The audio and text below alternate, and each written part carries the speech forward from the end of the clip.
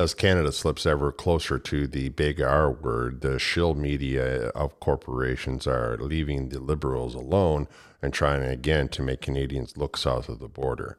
In British Columbia, the NDP try to pass legislation that gives them sweeping power without any legislative oversight. All that and more. Welcome to the Canadian Shield. My name is Sterling. I'm your host.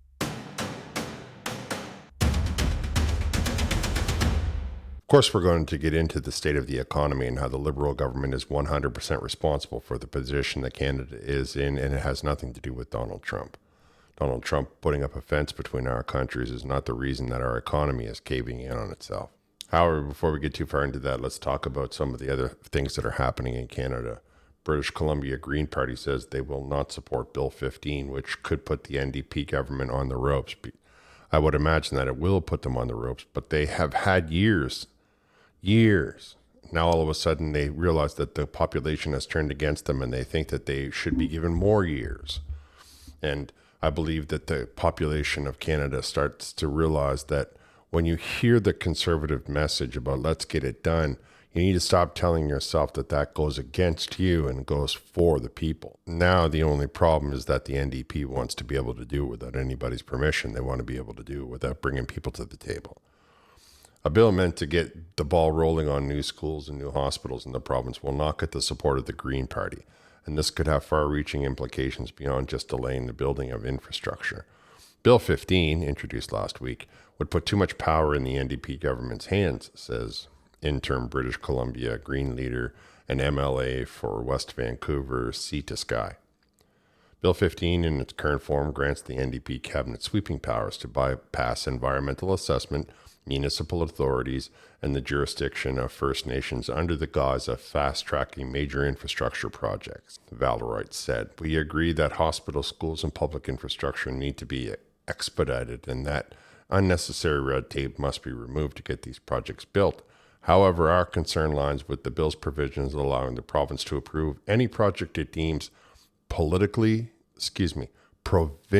significant, a term that remains undefined and vague. Obviously, they need to pass legislation that gives them dictatorial powers. They've been in power for years. This isn't the new government. This is a government that has already been in power and now wants all of a sudden to be given sweeping power so that they can fix their own mess. Had they been qualified and capable in the first place, had they not been driven by ideology, if their ideology had been, let's give everybody a decent standard of living, instead of looking for ways to divide the population. Now they look around and they say, holy moly, we're barely holding on over here. And let's try to, give us sweeping powers so that we can take those and call it an emergency or call it a crisis. Just like you're going to see Ottawa try to do, because every day that moves forward, the economy becomes more and more of a problem.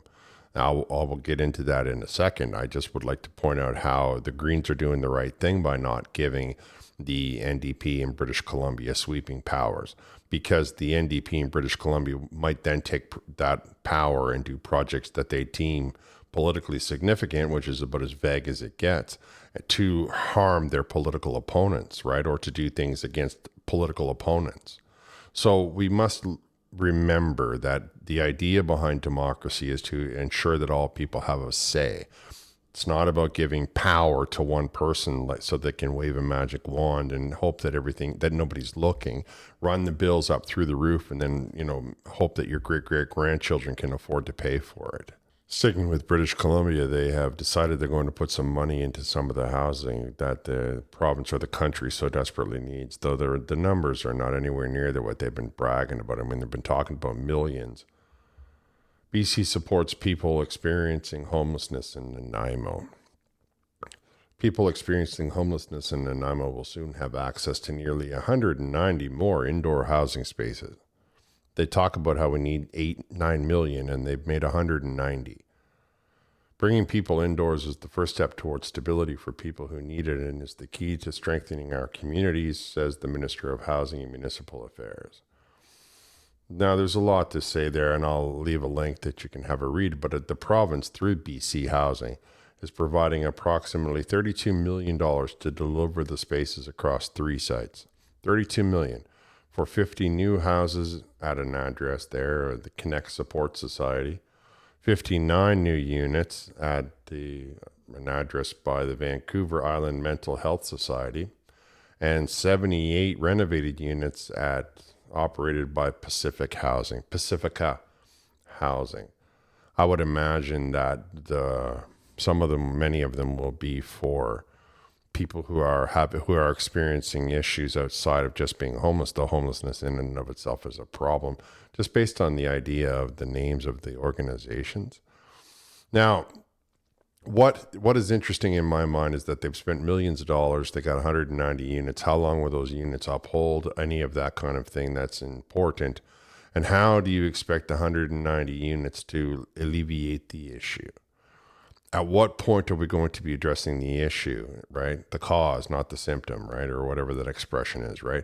Instead of just saying, okay, let's just throw money at people and give them a place to live, we should be having so much housing that all houses are inexpensive, and that people who might be experiencing difficulty are not forced in a position where they're outside anyway.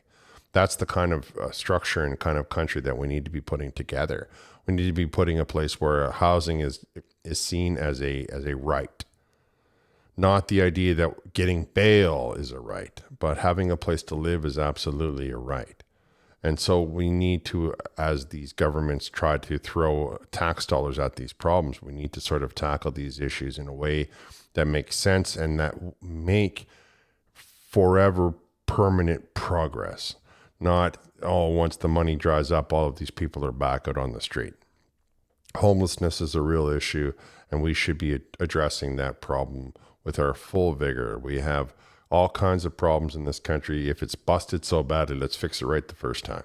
Sticking with the theme of the provinces trying to get people off the street, Manitoba government moves dozens of people from encampments into housing. Dozens. Manitoba government says that it moved dozens of people living in encampments into homes over the past 3 months as part of its long-term strategy to reduce homelessness. The province is providing $6.4 million to open up more social housing as part of the long-term strategy to reduce homelessness, partnering with community agencies to bring 67 social housing units online and provide on-site support. Support includes trauma-informed, culturally appropriate programming and addictions treatment. While the Liberal government campaigned on the idea of it being Canada strong, and we have all kinds of problems with other countries coming into Canada. We have foreign interference issues. We have the idea that we have no manufacturing side of this country. And now WestJet has been sold 25% of its stock to Delta Air and to Korean Air. Stakes in WestJet sold to other airlines, including Delta. 1X Corp has sold a minority stake in WestJet to Delta Airlines and Korean Air in a $550 million deal that aims to position the Calgary-based airliner for growth abroad amid intensifying domestic competition and plummeting demand for flights into the U.S. Under the deal announced Friday, Delta will acquire 15% stake in WestJet for $330 million, while Korean Air will buy 10% for $220 million. After the agreement closes, Delta plans to sell 2.3% stake in WestJet to a joint venture partner, Air France KLM, for $50 million. So now we will sign the deal, and then they will immediately include KLM in the. Now these three airlines own stake in Canadian Airlines. And I'm telling you right now, why are we selling all of these domestic concerns to other countries? That's a bad look. And I don't care who owns it. I don't care that it's private equity. I don't care that it's Delta. I care that it's not Canadian based. I care that it's not having Canadian ideologies and Canadian ideals. I care that this airline is being operated by people who can't seem to turn a profit. So now some of the bad news about jobs. The monthly jobs report was released on Friday, showing unemployment rising to 6.9%. StatScan says we lost 31,000 manufacturing jobs, all to the Americans, no doubt. 30,000 manufacturing jobs went south. That's not even including some of the jobs that are on the chopping block. In part due to tariff strife with the Americans, the losses were offset, at least statistically, by adding 37,000 government jobs, many of those part-time and temporary jobs for the federal election. There's no economy that can survive on making government jobs. I mean, any economist who tries to tell you that there is simply needs to read a book and understand that there isn't. And if Mark Carney's government doesn't stop hiring government jobs and try to convince you that the numbers are down and that we don't have any press reporting the truth of it, then really we need to reevaluate who's in charge of this country. Because this is serious business. Homelessness and bad economy were all of the problem when we made the election. And now everybody has decided that they wanted to vote against Trump. None of the problems have changed. And I don't hear anybody coming forward saying, hey, wait a second, you know what? We probably made a horrible decision and we should probably do something to fix it. After all the jobs lost and added were tallied, the economy added just 7,400 new jobs last month, while adding 5,600 people to the labor force population of those aged 15 and over. There are now 1.5 million people counted as unemployed in Canada. They'll try to tell you that it's all Trump's fault, right? It's the latest sign of Canada's deteriorating economy, and no, it can't be blamed on Donald Trump. Canada's unemployment rate has been rising steadily for some time, long before Trump's return to the White House. A year ago, our unemployment rate stood at 6.1, and in April of 2023, it was at 5%. Things are even worse in Ontario, which is now has an unemployment rate of 7.8%, second only to Newfoundland. 2 years ago, Ontario had among the lowest unemployment rate of 4.9%. Well, some of the news around the election is still happening. There apparently are quite a few ridings that are being recounted now. There was one in Windsor by one of the Liberals who lost. Judge approves ballot recount in Windsor, Tecumseh Lakeshore. Judge on Friday said he will be ordering a ballot recount in the riding of Windsor Tecumseh Lakeshore, where Conservative candidate won by fewer than 100 votes on the April 28 election. Ontario Supreme Court Justice Ross McFarlane said he was satisfied that the legal team representing the Liberals, Eric Kazumsky, had provided enough evidence to justify a judicial recount. I am prepared to grant the order, said McFarlane Friday, which took place over Zoom. The recount is expected to take place in the weeks ahead. Now, that's not the only recount that's happening right now. Apparently, there are 3 others. According to the CBC, the ballot recounts take place in 4 tightly contested federal ridings. Ballots will be recounted in four ridings due to the results of last week's election being extremely close between the top candidates. According to Canada's election rules, a recount is automatically triggered when the candidate wins by less than 0.1% of the overall vote in that riding. In certain circumstances, candidates can also request a recount. 3 of the 4 ridings were close enough to trigger an automatic election, while a request was granted in the other, which I just mentioned. So it looks as though there is one in Terrebonne where the Bloc won and the Liberal is trying to take that seat. Now, the Liberals have a real problem right now because they have a track record of not losing a single recount since 2015. And that smacks of impossible. I mean, the odds of the Liberals should, if that's the case, they should all just go buy lottery tickets, because that's the kind of odds that we are talking about. I mean, the idea that they've never lost a recount puts this into a very, very big, you're talking about a number and then it's to the power of 5 to 1.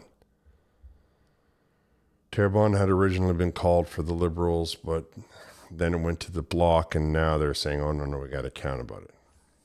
There's another one in Milton East, Halton Hills, where the Liberal candidate won by 29 votes. And then there's one in Newfoundland on the Terra Nova, the peninsulas, where the Liberal won by 12 votes. Wow, 12 votes. But still, it's enough to trigger, at 0.1% of a space. So I guess it's enough to trigger it. Well, it turns out that the Liberal government and the Minister of Northern Affairs has been a little bit dishonest. There's yet another First Nation that is taking them to court over dirty drinking water. Pikangikum, takes Canada to court over infrastructure. The remote First Nation has declared a state of emergency and says it has been under multiple drinking water advisories over the past 25 years. That literally means there are people in that First Nation who have never experienced clean drinking water from the tap. The First Nation has declared a state of emergency and is asking the federal court to order Ottawa to fix what the community is calling the critical state of its domestic water and watershed infrastructure. wastewater infrastructure. When we met with Canada in February this year, I implored Indigenous Services Canada to provide us with real long-term solutions rather than a temporary fix. But even the temporary fixes they won't address. Chief Paddy Peters was quoted as saying in the media release issued Thursday afternoon, Canada makes repeated promises for the improvements that never come. Meanwhile, the health of our people is at risk every day. They live in conditions that would shock most Canadians, and we are told to keep studying the problem. According to the community, which is located some 500 kilometers northwest of Thunder Bay, it has multiple studies in preparation for the upgrades of the First Nations water and wastewater treatment facilities. With the most recent being 2024, they've identified the infrastructure as woefully inadequate to meet the community's needs, including potable water, sanitation, firefighting, the community's statement said. The Government of Canada respects the choice of First Nations, including this particular First Nation. Guys, I don't want to mess up the name again. It's in I'll leave a link. To seek the court's assistance in an important issue of safe drinking water, a spokesman for the Indigenous Services Canada told Newswatch in an email. So you can read the rest of it if you go, but I think you get the idea there. They have had bad water for many years. They are 500 kilometers north of Thunder Bay. That is up there, and we have to ask ourselves, why is it that people living so far outside of the environment of the big cities are having bad water? Well, because when we make good water, we don't have any of the bacteria or the little tiny bugs that they don't see, which is why, when many Canadians go traveling, they're like, be careful of the local water. It'll give you the runs and all that stuff, because they have things in their water that are not present in Canadian water as we treat it in a certain way, which is why the chemical treatment pump is important. Now, I should imagine in my mind that this water has to be, this machine is probably not small.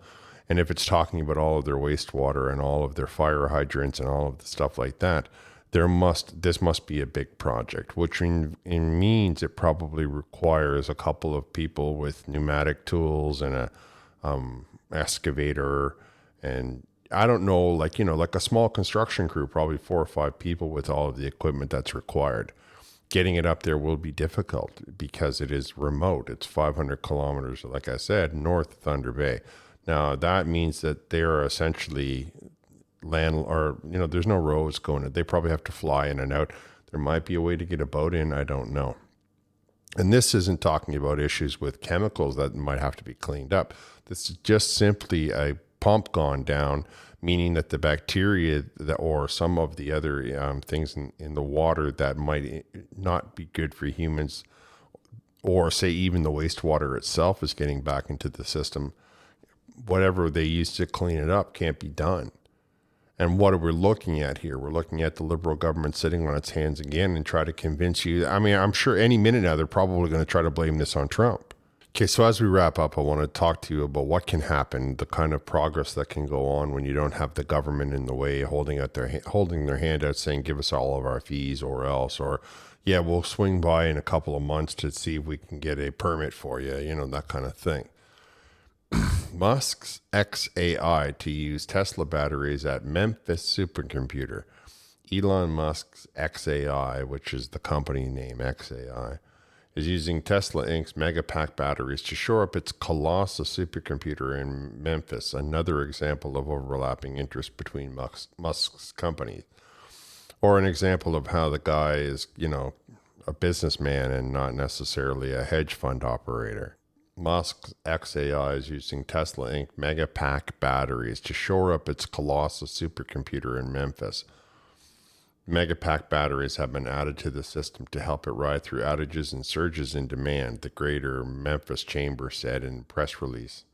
The XAI project is recently connected to a new electric substation that is supplying 150 megawatts of power, which, when I looked it up, they say you can do anywhere from 75 to 150,000 houses with that kind of juice. So let's just call it 75,000. He 75,000. They just gave it to him right now so he could run his computer, and he's got a whole bunch of batteries as backup. Tesla didn't, and XAI didn't respond to an email. A Skegan comment on Wednesday. Musk's artificial intelligence startup has moved quickly to build the facility in 2 phases and came under fire from environmental groups for using natural gas turbines. I mean, come on now. From January 2024 through February of this year, XAI spent about $230 million on megapacks, according to the recent Tesla filing. And then we go on to talk about a little bit more about the batteries of the cars that they're putting into the factories. What I want you to hear is that from January of 2024 until today, he managed to build a turbine from natural gas, use that to power up his AI station in Memphis, build another one that the state has control of, and they gave him a substation, bring in a whole host of batteries to make sure that if there's any power outages, his whatever it is in that particular part of the country will be able to maintain their supply of AI. And now dismantle some of the infrastructure that he had built with the natural gas, and he did it all in 17 months. We can't even get 100 houses built in Canada because of the regulation, because of the government standing there asking for fees and telling you that you need environmental impact and all of the rest of it. Now, the part that you can tell yourself, oh, yeah, but look at the natural gas. You know what? The point that I'm trying to get you to understand is that now that it's built, now the environment can be cleaned up. Now the trees can be planted, the gardens can be put in, a playground can be built there. We can, we can put in a couple of charging stations so that you can charge up anything electric. I mean, now that the infrastructure is built, there's nothing stopping it from being cleaned up. As opposed to everybody saying, don't dare bend a blade of grass, but can you please fix all of our problems? 17 months. And you could say, yeah, but he had a lot of money. It doesn't matter. People that start these projects always have the money. They normally have the money to see them through the entire project. Where they got the money is not relevant. What is relevant is that the man did it from scratch in 17 months.